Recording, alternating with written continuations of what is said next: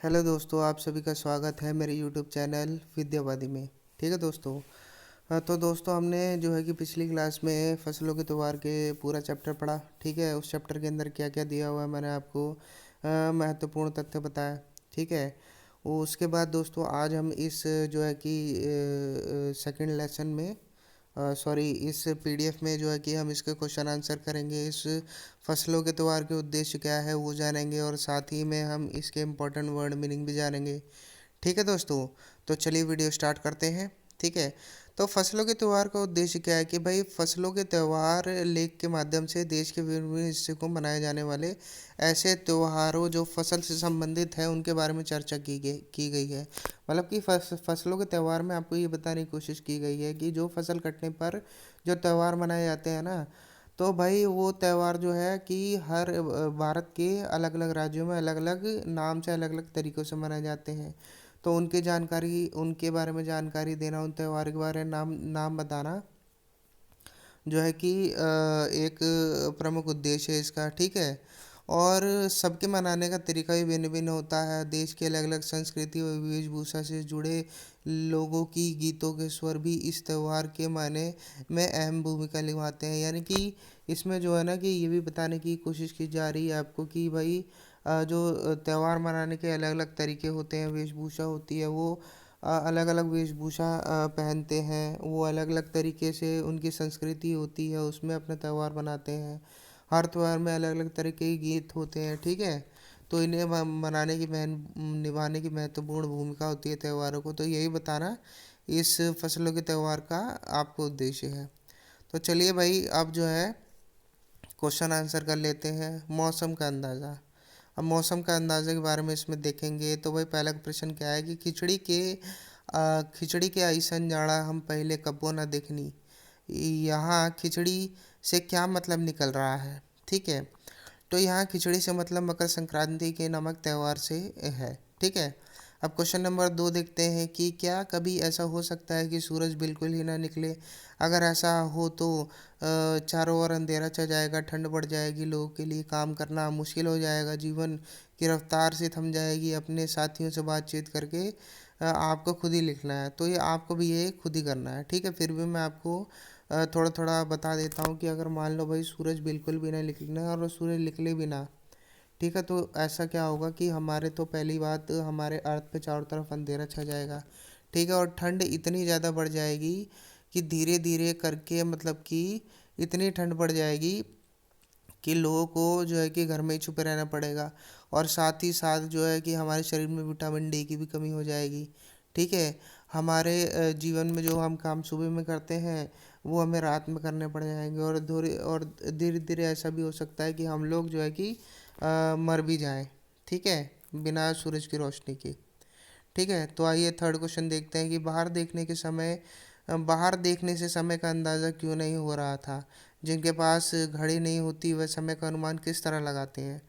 ठीक है। तो इसका उत्तर देखते हैं कि बाहर देखने से समय का अंदाज़ा इसलिए नहीं हो रहा था क्योंकि सूरज नहीं निकल रहा था। ठीक है। और जिनके पास घड़ी नहीं होती वो समय का अंदाज़ा सूरज की गति और उसकी चमक से लगाते हैं। मान लो सूरज की गति, अगर मान लो अभी सूरज जो है कि ईस्ट में एकदम सामने अभी उगा ही है, तो आप बता दो कि भैया ये तो जो है कि अगर गर्मी का समय है तो ये अपना 5:30-6 बजे का वक्त है। सर्दी का समय है तो ये वक्त जो है कि भैया 7-7:30 का है। ठीक है। अगर सूरज ऊपर है तो 12 बज रहे हैं। सूरज जो है अब ढलने वाला है, यानी दोपहर सॉरी गर्मी के समय में 7 बज रहे हैं। तो ऐसे आप कह सकते हो। ठीक है। अब तुम्हारी ज़ुबान क्या है भैया, देखते हैं तुम्हारी ज़ुबान में। कह रहा है कि आज ई लोगों के उठे के नहीं खे का। इसका मतलब ये होता है कि आज ये लोग उठेंगे नहीं क्या। फिर कह रहा है कि जा भाग के देख जरा केरा के पत्ते आयल की ना। तो यहाँ पे ये कह रहा है इन वाक्यों को अपने घर की भाषा में लिखो। तो बोल रहा है कि आज ये लोग उठेंगे नहीं क्या, और दौड़ कर जाओ और देखो कि केला के पत्ते आए कि नहीं। ठीक है। भारत तेरे रंग अनेक। तो भारत तेरे रंग अनेक में देखते हैं कि भाई क्या है, विविधता हमारे देश की पहचान है। ठीक है। विविधता यानी कि डाइवर्सिटी। ठीक है। फसलों का त्योहार हमारे देश के विविध रंग रूपों का उदाहरण है। ठीक है। नीचे विविध के विविधता के कुछ और उदाहरण दिए गए हैं। 5-5 शब्द, 5-5 बच्चों का समूह एक एक उदाहरण ले और उस पर जानकारी इकट्ठा करें। ठीक है, आपको 5-5 का समूह बनाना है और एक उदाहरण लेकर उस पर जानकारी इकट्ठी करनी है। अब जानकारी आपको जो है कि चित्र के माध्यम से, फोटो के माध्यम से, कहानी के माध्यम से, कविता के माध्यम से, सूचना परक सामग्री के रूप में जो है कि आपके पास जानकारी हो सकती है। हर समूह इस जानकारी को कक्षा में प्रस्तुत करेगा। ठीक है, और यहाँ पे दे रहा है कि जैसे भाई कुछ प्रस्तुत करेगा, जैसे कि भाषा, कोई बच्चा भाषा ले आया। ठीक है, और उसके बाद कोई बच्चा कपड़ा ले आया, कोई बच्चा नया वर्ष का उसने जो है कि टॉपिक उठा लिया, किसी ने लोक कला का टॉपिक उठा लिया और किसी ने लोक संगीत को उठा लिया। तो वैसे तो ये आपको करना है, लेकिन हम उत्तर भी देख लेते हैं भाई क्या है, एक बार ये आपकी सहमति के लिए कि भारत में अनेक भाषाएं बोली जाती है। उदाहरण के लिए हिंदी, मराठी, पंजाबी, कन्नड़, तेलुगु आदि। हिंदी यहाँ की मुख्य भाषा है क्योंकि यह अधिकतम लोगों द्वारा बोली जाती है। यह हमारी राष्ट्रभाषा भी है। ठीक है, राष्ट्रभाषा, सॉरी सॉरी सॉरी दोस्तों, ये जो है ना, हिंदी हमारी राष्ट्रभाषा नहीं है। यहाँ पे आप सही करके लिख लीजिएगा, क्योंकि भारत की कोई भी राष्ट्रभाषा नहीं है। हिंदी हमारी राजभाषा है। राजभाषा को कहते हैं जो काम काज के लिए अपनाई जाती है। ठीक है, तो राजभाषा कोई भी नहीं है, यहाँ पे गलती होगी, राजभाषा कर लेना। ठीक है, अब देखते हैं कपड़े। यहाँ के लोग विविध प्रकार के कपड़े पहनते हैं, यानी अलग अलग तरीके के कपड़े पहनते हैं। जैसे कि उदाहरण के लिए कि दक्षिण भारत में लुंगी पहनी जाती है, उत्तर भारत में सलवार कमीज, घाघरा चोली, कुर्ता पजामा आदि पहने जाते हैं। अब नए वर्ष का टॉपिक उठाया तो हिंदी कैलेंडर के अनुसार नया वर्ष होली के दिन होता है। जो दोस्तों भारत का जो नया वर्ष होता है ना, जो हमारे देश का नया वर्ष होता है, वो होली के दिन होता है, होली के दिन से माना जाता है। वो तो दोस्तों ये अंग्रेज़ों ने हमारे ऊपर जो है कि अ, हमें जो है कि एक नया तरीके से, हम इनके तरीके से मनाते हैं जो कि 1 जनवरी होता है, लेकिन वो नहीं होता है। हमारा कैलेंडर जो है ना, वो होली से माना जाता है। ठीक है, यह भिन्न भिन्न प्रदेशों में भिन्न भिन्न नामों से जाना जाता है। ठीक है, अब भोजन के बारे में बात करते हैं।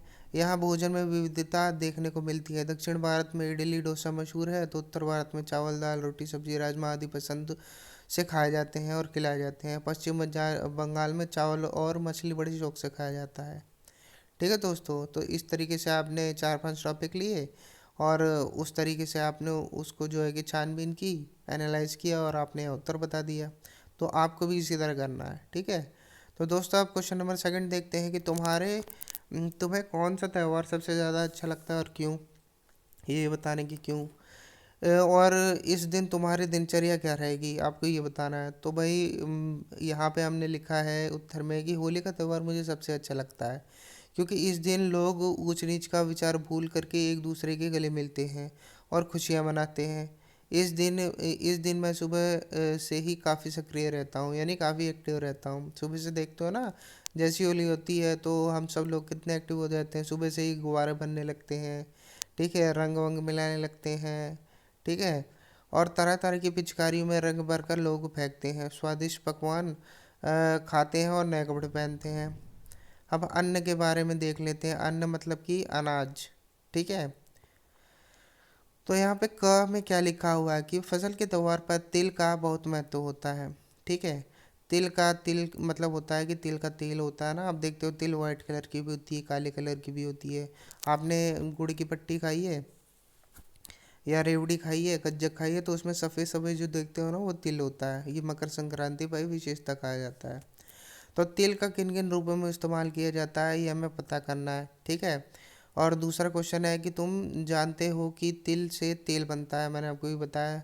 और किन किन चीज़ों से तेल बनता है आपको ये भी बताना है और कैसे बताना है, और हो सके तो आपको तेल की दुकान में जाकर इसके बारे में पूछना भी है। ठीक है, तो आइए पहला उत्तर देख लेते हैं कि तिलकूट बनाए जाते हैं, रेवड़ियाँ बनाई जाती है, गज्जक बनाई जाती है, जैसी मिठाइयाँ बनाई जाती है, जैसे कि मैंने आपको बताया। और दूसरा आंसर ये है कि तिल के अलावा सरसों, राई, सोयाबीन, सूरजमुखी, मूंगफली आदि से भी तेल बनाए जाते हैं। तो ये भी आपको भाई पूछना है दुकानदार से जा करके, ये नहीं कि जो मैंने बोल दिया। और भी दुकानदार हो सके तो बता दे आपको कौन कौन से तेल बनते हैं। ठीक है, किस किस से। अब किसान और चीज़ों का सफ़र देख लेते हैं। किसान और चीज़ों का सफ़र। किसान और खेत हम में से बहुत से लोग की जानी पहचानी दुनिया का हिस्सा नहीं है। ठीक है, क्योंकि जो विशेषकर शहरों में रहते हैं, शहरों में ही पैदा हुए, तो वो नहीं जानते कि किसान क्या है और उनकी दुनिया क्या है। विशेष रूप से शहर के ज़्यादातर लोग यह एहसास ही नहीं करते कि हमारी ज़िंदगी किस हद तक इनसे जुड़ी हुई है। भाई इनसे जुड़ी हुई तो ये अनाज उगाते हैं, तभी तो हम वो बाज़ार से खरीदते हैं, खाते हैं। ये उगाना बंद है तो हम खाएंगे क्या। ठीक है, देश के कई हिस्सों में आज किसानों को जिंदा रहने के लिए बहुत मेहनत और संघर्ष करना पड़ता है। ठीक है, अगर यह जानने की कोशिश करें कि हम दिन भर जो चीज़ें खाते हैं वह कहाँ से आती है, तो किसान की हमारी ज़िंदगी में बहुत भूमिका को हम समझ पाएंगे। आलू की पकौड़ी, बर्फ़ी और आइसक्रीम, इन तीन चीज़ों के बारे में नीचे दिए गए बिंदुओं को ध्यान में रखते हुए जानकारी इकट्ठा करो और मेरी कहानी के रूप में उसे लिखो। ठीक है, तो आपको करना क्या है कि भाई आलू की पकौड़ी, बर्फ़ी और आइसक्रीम जो है ना, इन तीन चीज़ों के बारे में नीचे पॉइंट में कुछ लिखा हुआ है। ठीक है, अब इन तीनों के बारे में आपको जानकारी इकट्ठा करनी है और मेरी कहानी नाम के शीर्षक से आपको ये मतलब कि कहानी लिखनी है। अब क्या है भाई, किन चीज़ों से बनती है। अब क्या कहते हैं, आलू की पकौड़ी किन चीज़ों से बनती है, बर्फ़ी किन चीज़ों से बनती है और आइसक्रीम किन चीज़ों से बनती है, तीनों। तो यहाँ तीनों की बात कर रहा है। अब इन चीज़ों का जन्म कहाँ हुआ, तो इन तीनों चीज़ों का जन्म भी आपको पता करना है।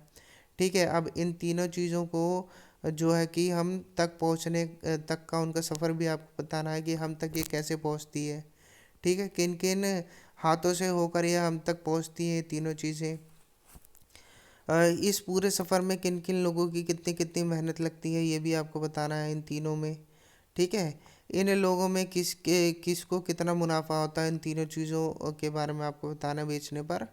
अगले वर्ष कक्षा 6 में सामाजिक और राजनीतिक जीवन के बारे में पढ़ोगे तो ऊपर लिखे सफ़र में शामिल लोगों की दिनचर्या पता करने का आपको भी मौका मिलेगा। ठीक है, तो वैसे तो ये आपको करना है, लेकिन फिर भी आपको अभी भी करना है, बाकी मैं आपको बता देता हूँ। ठीक है, तो आलू की पकौड़ी या आलू और बेसन से बनती है। आलू को गोल गोल काट कर बेसन के गाढ़े घोल में लपेट कर तेल में तल दिया जाता है। ठीक है, बर्फ़ी या दूध के खोए से चीनी मिलाकर बनाया जाता है। आइसक्रीम, दूध में आइसक्रीम पाउडर और चीनी डालकर गाढ़ा होने तक खौलाया जाता है, फिर उसे ठंडे होने के लिए छोड़ दिया जाता है। उसके बाद छोटे छोटे प्लास्टिक के बर्तन में डालकर फ्रिज में रख दिया जाता है। तो यहाँ पे देखो, खाली मैंने एक ही आपको क्वेश्चन का आंसर बताया कि किन चीज़ों से बनती है। अब बाकी ये जो इधर 6 और क्वेश्चन है ना, तो इनके बारे में आपको खुद लिखना है। ठीक है, इतना तो आप कर ही सकते हो। अब भाई हम वर्ड मीनिंग के बारे में जान लेते हैं कि भाई बोरसी क्या होती है। तो बोरसी जो है ना, बोरसी को अंगीठी कहते हैं, जिस पर रखी गई आग को तापने हेतु या शरीर के गर्माहट के लिए उपयोग करते हैं। अंगीठी नहीं समझते हो आप यार। अंगीठी कोयले को जला देते हैं तो वो कैसे लाल लाल हो जाता है, तो उसी को अंगीठी कहते हैं। उसी से तो हम जो है कि आग तेपते हैं। ठीक है, शरीर को अपने तापते हैं। ठीक है, उसके बाद अंदाज़ा। अंदाज़ा का मतलब क्या होता है, अनुमान लगाना। ठीक है, अंदाज़ा का मतलब ये होता है कि भाई जैसे कि आपको किसी ने जो है कि थोड़ी सी चीनी दी पन्नी में, अब वो कहेगा कि भाई इसका अनुमान लगाओ, अंदाज़ा लगाओ कि कितने किलो की होगी, तो ये अंदाज़ा हो गया। अब देह, देह का मतलब शरीर होता है, बदन होता है, काया होता है। ठीक है, अब मचिया। मचिया का मतलब होता है छोटी कटिया। अगर आपके घर में छोटी खटिया हो या आप कभी गांव गए हो तो वहाँ पे आपने देखा होगा खटिया होती है। एक तो बड़ी खटिया होती है, वो तो लेटने के लिए होती है। एक छोटी खटिया होती है जिसमें अपनी हमारी माता बहनें भाई बहन जो है कि उसमें बैठ कर के जो है कि अपना होमवर्क करते हैं, सब्जियां काटते हैं, ये सब चीज़ों के लिए करते हैं उपयोग। और फरमाइश देख लेते हैं। तो फरमाइश का मतलब होता है ऑर्डर या आज्ञा के आदेश या आदेश किया हुआ। जैसे कि हम फरमाइश नहीं करते हैं अपनी मम्मी से, अपनी बहन से, अपने पापा से कि पापा आज आइसक्रीम ले आना, मम्मी आज मुझे चिकन खाना है, बहन आज मेरा काम कर दे, नहीं तो तू पिटेगी। ठीक है, अब प्रांत देख लेते हैं। तो प्रांत होता है कि राज्य या देश का एक भूखंड। भूखंड मतलब ज़मीन का टुकड़ा, उसे प्रांत कहते हैं। अब इजहार। इजहार जो है ना, इजहार का मतलब होता है अपनी बातों को प्रकट करना, अपनी बातों को बोलना किसी के सामने, इजहार होता है। ठीक है, जैसे कि आप जब आप किसी लड़की से प्यार करोगे कभी, तो अपने दिल की बातों का इजहार करोगे ना, कि मैं तुमसे बहुत प्यार करता हूँ। ठीक है। अब जोशो खरोश, जोशो खरोश का मतलब होता है अत्यधिक उत्साह। जैसे कि हमने कल फुटबॉल के मैच में बड़े ही जोशो खरोश से अपनी जो है कि भागीदारी ली। ठीक है। अब करीने से का मतलब होता है तरतीब से, क्रम से, तरीके से, यानी कि सही तरीके से, क्रम से, तरीके से, सही ढंग से। ठीक है। अब प्रथा का मतलब होता है भैया रिवाज या रीति। ठीक है। जैसे हमारे घर में जैसे पुराने समय में प्रथा थी ना, विधवा बाल विधवा प्रथा, जो कि आज भी कहीं ना कहीं गांव में प्रचलित है, बिहड़ों में। और सती प्रथा। ठीक है। तो ये जो है उसके बाद सैलाब, सैलाब को कहते हैं बाढ़। उसके बाद हैरानी, हैरानी का मतलब परेशानी होता है। ठीक है। तो ये दोस्तों हमारा जो है कि आज ये अपना जो है, कौन सा भैया हम चैप्टर कर रहे थे, हम अपना ये चैप्टर कर रहे थे फसलों के त्यौहार। तो फसलों के त्यौहार हमारा आज ये चैप्टर ख़त्म हो गया। इसमें हमने भैया उद्देश्य जाने, फसलों के त्योहारों के उद्देश्य क्या हैं। उसके बाद हमने इसके इम्पोर्टेंट क्वेश्चन आंसर किए, इम्पोर्टेंट फैक्ट्स किए। उसके बाद हमने वर्ड मीनिंग भी जाने। ठीक है। तो ये था दोस्तों। अब हम वीडियो को आगे बढ़ाते हैं। अब हम अगली क्लास में ले लेंगे। ठीक है, अगले टॉपिक के साथ। तब तक के लिए पढ़ते रहिए। ठीक है, खुश रहिए।